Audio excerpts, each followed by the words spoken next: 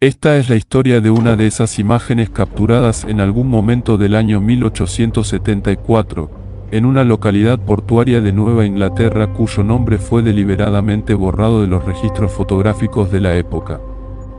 La imagen muestra a un niño sentado en una silla de respaldo alto, con la mirada clavada en la cámara con una intensidad perturbadora, sosteniendo en su regazo un marco doble que contiene las fotografías de un hombre y una mujer. A primera vista, parece ser simplemente otro ejemplo de la tradición victoriana de fotografiar a los muertos como si estuvieran vivos. Pero hay algo profundamente equivocado en esta imagen, algo que, cuando finalmente se comprende, revela una de las historias más inquietantes de la fotografía mortuoria estadounidense. La práctica de fotografiar a los difuntos era, en el siglo XIX, mucho más común de lo que imaginamos hoy. Para familias que nunca habían tenido los recursos para encargar pinturas, ni siquiera daguerrotipos durante la vida de sus seres queridos, la fotografía post-mortem representaba la última y única oportunidad de preservar la imagen de quienes amaban. Pero esta fotografía específica pertenece a una categoría aún más oscura dentro de esta ya sombría tradición. Los archivos del Instituto Fotográfico de Massachusetts, una organización fundada en 1868 para documentar y preservar la historia de la fotografía estadounidense, contienen solo 3 referencias a esta imagen. La primera es una entrada de catálogo fechada en 1891, 17 años después de que se tomara la fotografía, que simplemente enumera, niño no identificado con retratos, circa 1874. Origen, colección Thornton, procedencia cuestionable. La segunda es una nota manuscrita adherida al reverso de una copia de la fotografía, descubierta en 1925 durante la catalogación de los archivos personales de un fotógrafo llamado William Afford, quien operaba un estudio en Portsmouth, New Hampshire durante la década de 1870. La nota, escrita con caligrafía apresurada y casi legible, dice solamente, nunca debió revelarse. Que Dios me perdone por lo que ayudé a hacer. La tercera referencia es la más perturbadora, un recorte de periódico de 1874 del Hartford Courier, que describe la desaparición inexplicable de un niño de 7 años llamado Edmund Whitmore, hijo de inmigrantes irlandeses que se habían establecido en la región costera de Connecticut apenas 3 años antes.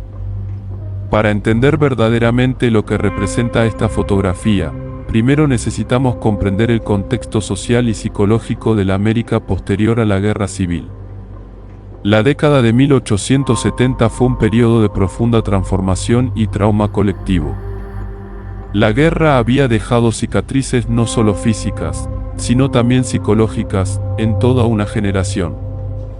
Las familias habían sido destrozadas, comunidades enteras diezmadas. La tasa de mortalidad infantil, ya aterradoramente alta antes de la guerra, había aumentado aún más debido a epidemias de cólera y fiebre tifoidea que arrasaban las ciudades portuarias del noreste. Era común que las familias perdieran 2, 3, a veces 4 niños antes de que alguno alcanzara la edad adulta. Este contexto de pérdida constante creó una cultura del duelo que permeaba todos los aspectos de la vida victoriana estadounidense. La gente vestía de negro durante años. Guardaban mechones de cabello de los muertos en medallones elaborados.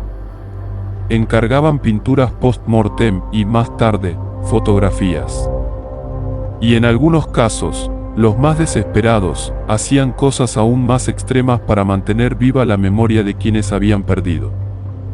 Los registros de inmigración del puerto de Hartford muestran que una familia Whitmore, compuesta por un hombre de 34 años listado como herrero, una mujer de 30 años sin profesión declarada, y un niño varón de 5 años, desembarcaron en julio de 1871, procedentes de Cork.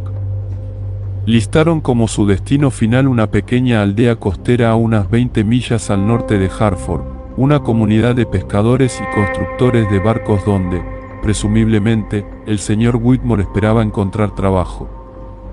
Los registros parroquiales de la iglesia metodista de Santa Ana en esa aldea confirmaron que una familia con este apellido fue registrada como nuevos feligreses en agosto de 1871. Pero aquí los registros se vuelven fragmentados y confusos. Hay menciones de bautismos, pero ningún nombre de niño está específicamente listado. Hay registros de compras realizadas en la tienda general local, acreditadas a un señor Whitmore, pero ninguna dirección residencial permanente. Es como si la familia existiera solo en los márgenes de los registros oficiales, presente lo suficiente para dejar rastros, pero nunca lo suficiente para establecer una presencia definitiva y documentada. Lo que sabemos con certeza es que en septiembre de 1874, el Hartford Courier publicó un pequeño artículo en la página 5, entre anuncios de tónicos medicinales y listados de barcos que llegaban al puerto, informando que un niño había desaparecido de su hogar durante la noche. El artículo era notablemente vago en detalles. No mencionaba la dirección específica de la familia, no describía al niño más allá de un muchacho de aproximadamente 7 años, cabello castaño oscuro, visto por última vez usando ropa de dormir. No había mención de una búsqueda organizada, ningún llamado público por información, ninguna de las características habituales que acompañarían la desaparición de un niño. El artículo terminaba con una sola frase enigmática: las autoridades locales solicitan que cualquier persona con información sobre este asunto proceda a la oficina del alguacil con la máxima discreción.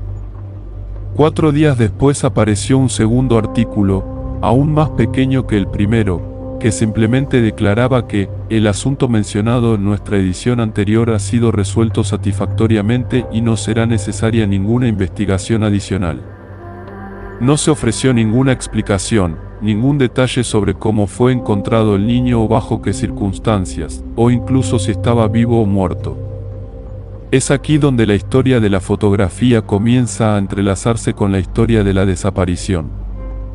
William Ashford, el fotógrafo cuyos archivos contenían la enigmática nota sobre la imagen, mantenía un estudio en la calle principal de Portsmouth, New Hampshire.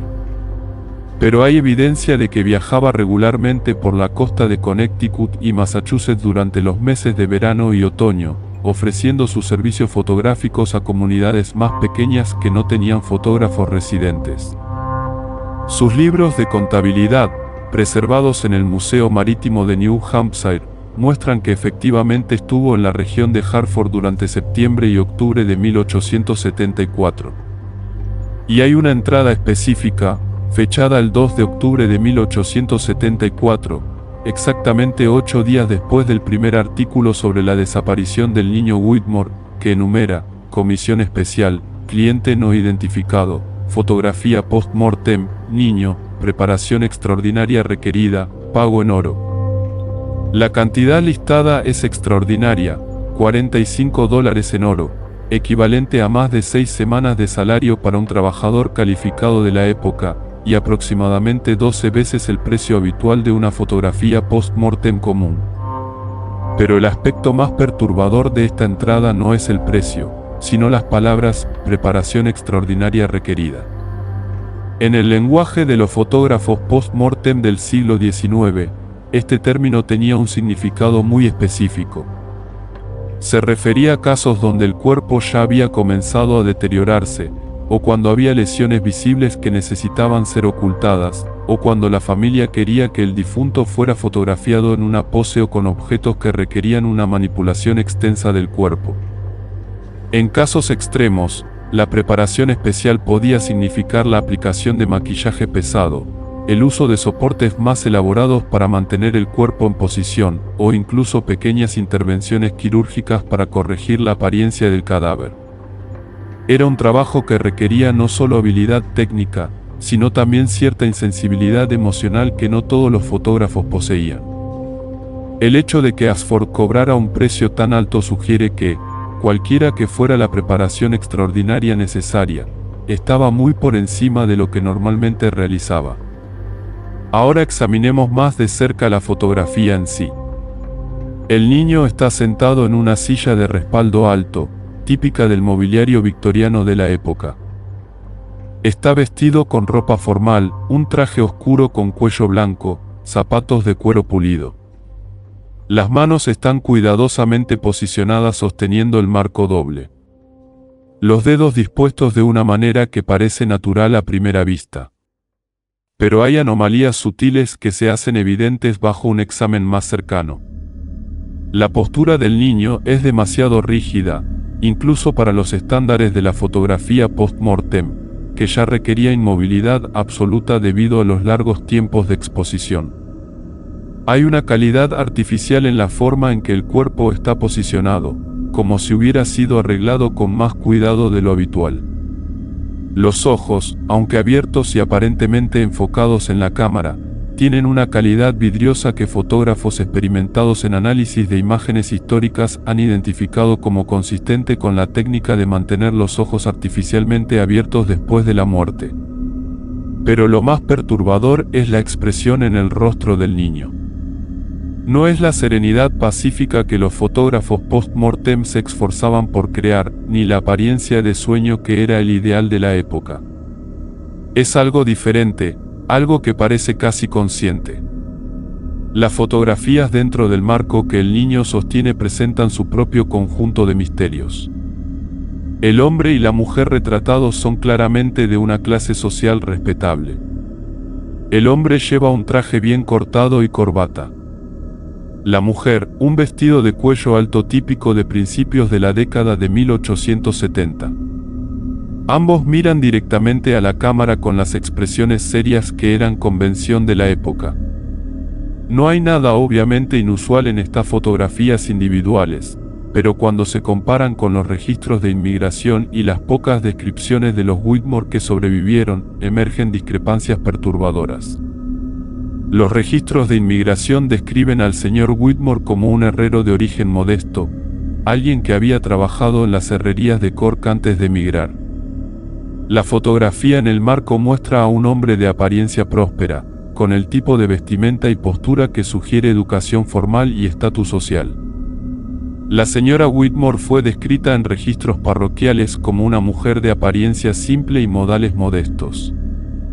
La mujer en la fotografía tiene la apariencia refinada de alguien acostumbrado a ser fotografiado, alguien cómodo con su propia imagen de una manera que era poco común para mujeres de clase trabajadora de la época. Fue una investigadora llamada Margaret Thornton, trabajando en los archivos del Instituto Fotográfico de Massachusetts en 1937, quien primero notó estas discrepancias y comenzó a investigarlas más profundamente. Thornton era una de las pocas historiadoras de fotografía de su tiempo que mantenía correspondencia regular con fotógrafos retirados y sus descendientes, recolectando historias orales y documentos personales que de otro modo se habrían perdido. En sus notas, preservadas en la biblioteca del instituto, ella describe una conversación que tuvo con la nieta de William Afford, una anciana que en ese momento tenía más de 75 años, y quien, cuando era niña, había escuchado a su abuelo hablar sobre una fotografía que lo atormentaba. La nieta recordaba que Ashford, en los últimos años de su vida, cuando su mente comenzó a fallar y confundía pasado y presente, a veces hablaba sobre el niño que no debió ser fotografiado y los padres que no eran sus padres. Cuando se le presionaba por detalles, se agitaba y se negaba a hablar más, pero una vez, en un momento de particular angustia, dijo algo que su nieta nunca olvidó: me pagaron para hacerlo sostener esas fotografías. Dijeron que era importante que el mundo creyera que esos eran sus padres, pero yo sabía, que Dios me perdone, yo sabía, y aún así tomé la fotografía. La implicación de estas palabras, si son verdaderas, es profundamente perturbadora. Sugiere que la fotografía no era simplemente un recuerdo post-mortem de un niño muerto siendo recordado junto a sus padres, sino algo más deliberado, más calculado, una fabricación consciente de una narrativa falsa. Pero, ¿por qué? ¿Qué propósito serviría fotografiar a un niño muerto sosteniendo retratos de personas que no eran sus verdaderos padres? La respuesta más lógica, y la más siniestra, es que alguien quería crear evidencia visual de una conexión familiar que no existía en la realidad. Pero, ¿con qué fin? Los registros históricos de la región durante este periodo revelan algo interesante. 1874 fue un año de particular tensión respecto a asuntos de herencia y propiedad en las comunidades costeras de Connecticut. Varias familias prominentes habían perdido herederos varones durante la Guerra Civil, y había casos documentados de complejas disputas legales sobre quién tenía derecho a heredar propiedades y fortunas cuando no había descendientes directos claros. Las leyes de herencia de la época favorecían fuertemente a los hijos legítimos sobre todos los demás herederos potenciales. En una era anterior a los registros universales de nacimiento y certificados de paternidad, la prueba de parentesco a menudo dependía de testimonios, registros bautismales y, sí, fotografías familiares. Una fotografía que mostrara a un niño junto con sus padres podía, bajo ciertas circunstancias, servir como evidencia de relación familiar en disputas legales. Hay un caso específico que aparece en los registros judiciales de Hartford en 1875, justo un año después de que se tomara la fotografía, que puede ser relevante. Una demanda que involucra la propiedad de una familia llamada Thornton, una de las familias más antiguas y prósperas de la región. El patriarca de la familia, un comerciante naviero llamado Augustus Thornton, había muerto en 1873 sin un testamento claro, dejando un patrimonio considerable. Tenía 4 hijos conocidos, pero 3 habían muerto durante la guerra, y el cuarto, una hija llamada Rosalind, se había casado con un irlandés y emigrado a Irlanda en la década de 1860. Los registros de la demanda son frustrantemente incompletos, muchas páginas faltan o fueron deliberadamente removidas, pero lo que permanece sugiere que hubo una disputa sobre si Rosalind tenía derecho a heredar la propiedad de su padre, y específicamente si había producido un heredero varón que eventualmente pudiera reclamar la propiedad de la familia Thornton. La demanda fue resuelta de manera inusual, se alcanzó un acuerdo extrajudicial, cuyos términos fueron sellados por orden judicial. La propiedad Thornton fue vendida a terceros, y Rosalind Thornton recibió una cantidad no especificada que, según el único registro público que permanece, fue satisfactoria para todas las partes involucradas. Margaret Thornton, la investigadora que investigó la fotografía en la década de 1930, tenía el mismo apellido que esta familia, aunque nunca mencionó ninguna conexión familiar en sus escritos públicos. Pero en sus notas privadas, descubiertas después de su muerte en 1959, hay una entrada críptica fechada en 1938, la investigación familiar confirma sospechas. Rosalind regresó brevemente a América en 1874, propósito del viaje no documentado oficialmente. Regresó a Irlanda en noviembre de 1874. Hijo Edmund mencionado en correspondencia familiar posterior, pero no se encontraron registros de nacimiento en Irlanda o América. Conexión con fotografía permanece especulativa, pero demasiado coincidente para ignorar. La hipótesis que emerge de estos fragmentos de evidencia es tanto plausible como horrorosa. Si Rosalind Thornton necesitaba un heredero para asegurar su reclamo sobre la propiedad de su padre pero no tenía un hijo vivo, podría haber estado motivada a crear la apariencia de un heredero a través de medios fraudulentos. La fotografía de un niño muerto, cuidadosamente preparado y posicionado para parecer vivo o recién fallecido, sosteniendo retratos de quienes se afirmaba eran sus padres, crearía un registro visual de existencia que podría usarse como evidencia de que un heredero había efectivamente existido pero había muerto trágicamente. El hecho de que el niño estuviera muerto en la fotografía no sería problemático, al contrario, explicaría por qué el heredero no estaba presente para reclamar la herencia personalmente, mientras aún proporcionaba prueba visual de su existencia. La identidad real del niño en la fotografía, si esta teoría es correcta, sería irrelevante para los perpetradores del esquema. Solo necesitaban un niño de aproximadamente la edad correcta y de apariencia suficientemente ambigua para pasar como el hijo de Rosalind. Pero esto nos lleva de vuelta a la desaparición de Edmund Whitmore. La cronología es perturbadoramente precisa. El niño desaparece en septiembre de 1874, exactamente cuando Rosalind Thornton estaba documentada en América. La fotografía se toma días después por un fotógrafo pagado una suma extraordinaria para realizar preparaciones extraordinarias.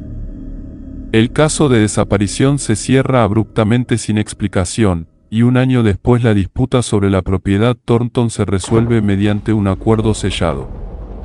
Las piezas encajan de una manera que es difícil atribuir solo a la coincidencia.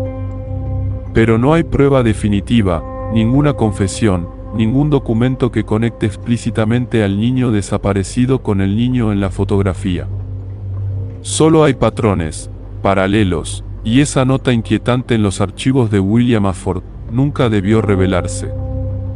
Los análisis técnicos modernos de la fotografía, realizados en 2005 cuando el Instituto Fotográfico de Massachusetts permitió que una copia de alta resolución fuera examinada por expertos forenses, revelaron algunos detalles adicionales perturbadores. El análisis espectral de la imagen sugiere que hubo retoque significativo, particularmente alrededor de los ojos y la boca del niño. Esto no era poco común en fotografías de la época, pero el grado de retoque en este caso va más allá de lo que sería típico incluso para una fotografía post-mortem elaboradamente preparada.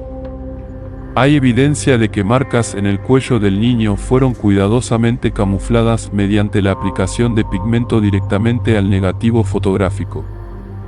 La posición de las manos, cuando fue analizada por expertos en biomecánica forense, es consistente no con alguien sosteniendo voluntariamente un objeto, sino con manos que fueron posicionadas y luego fijadas en su lugar, posiblemente a través de alambres delgados que habrían sido invisibles a la resolución de la fotografía original. Aún más perturbador, el análisis reveló que hay una sombra tenue, casi imperceptible, detrás de la cabeza del niño que es consistente con el tipo de soporte metálico que los fotógrafos post-mortem usaban para mantener la cabeza de un cadáver en posición vertical. Ninguno de estos descubrimientos es concluyente por sí mismo, todos podrían explicarse como técnicas comunes de fotografía post-mortem de la época. Pero juntos pintan una imagen de una fotografía que fue elaboradamente escenificada y cuidadosamente manipulada para crear una impresión específica.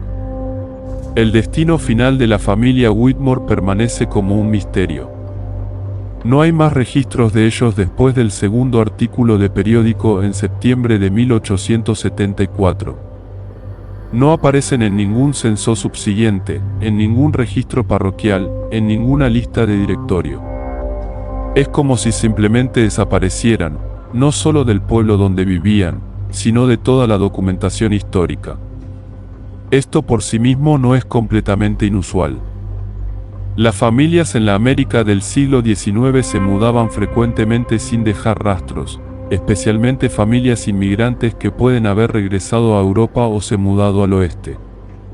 Pero la completitud de su desaparición, precisamente en el momento de todos estos otros eventos misteriosos, agrega otra capa de inquietud a la historia.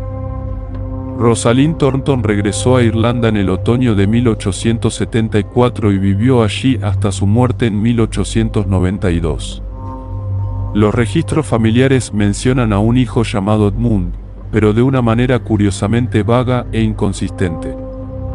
Algunas cartas se refieren a él en tiempo presente, como si estuviera vivo y simplemente ausente. Otras se refieren a él en tiempo pasado, como si hubiera muerto joven. No hay registro de defunción, ninguna lápida, ningún obituario.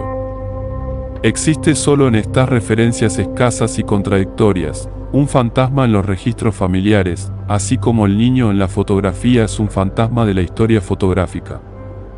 William Ashford continuó trabajando como fotógrafo hasta su muerte en 1903. Sus archivos muestran una carrera larga y aparentemente respetable, fotografiando bodas, familias, ocasionalmente a los muertos. Pero esa nota atormentada permaneció entre sus papeles personales, descubierta solo décadas después de su muerte, un testimonio de algo que sintió compelido a registrar.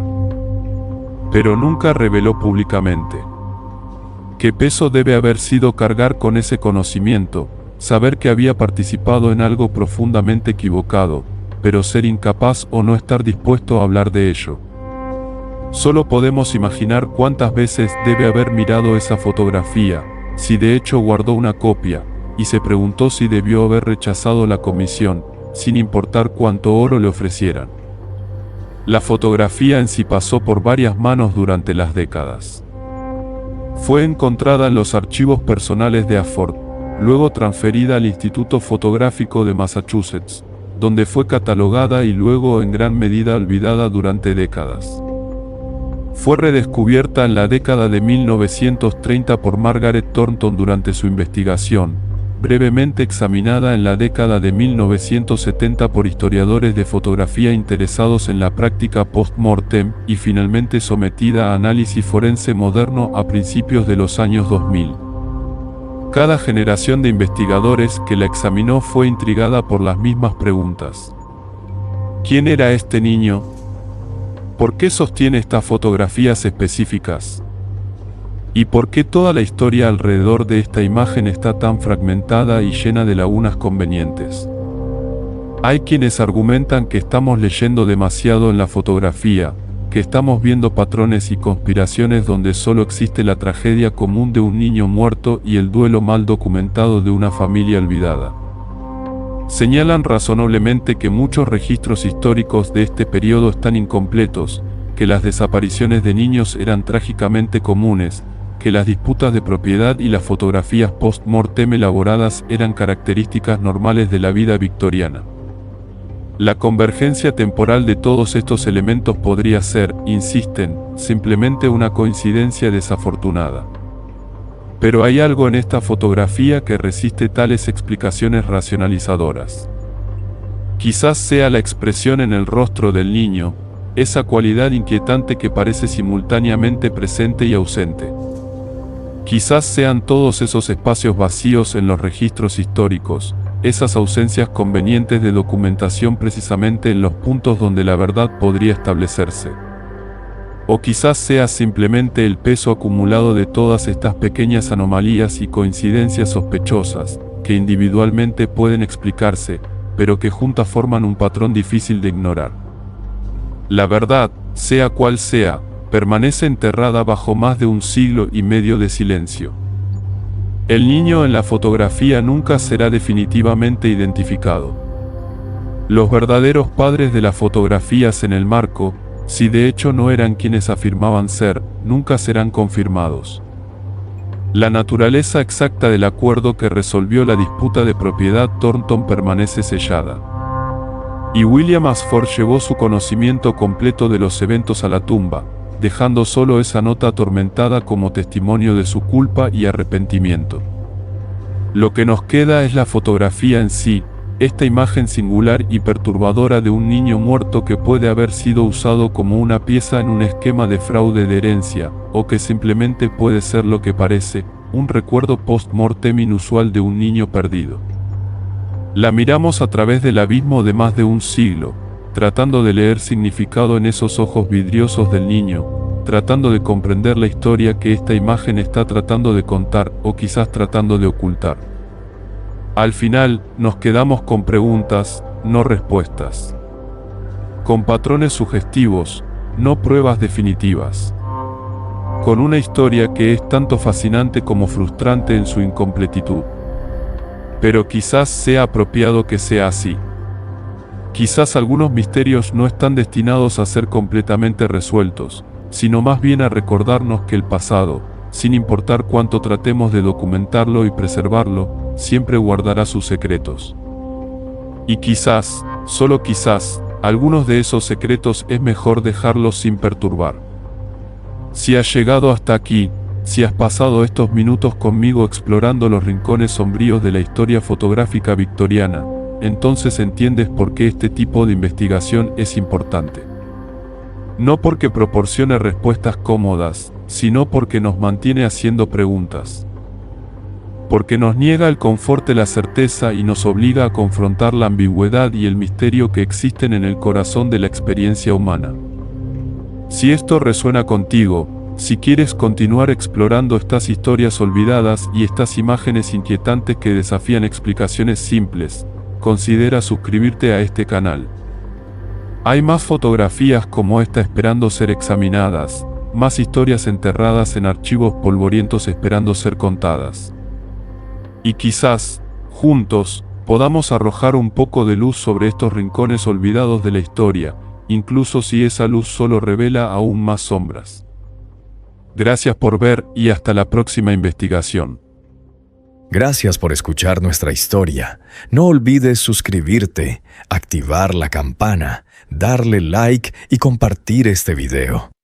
Explora nuestras otras crónicas y sigue descubriendo los terrores olvidados del pasado.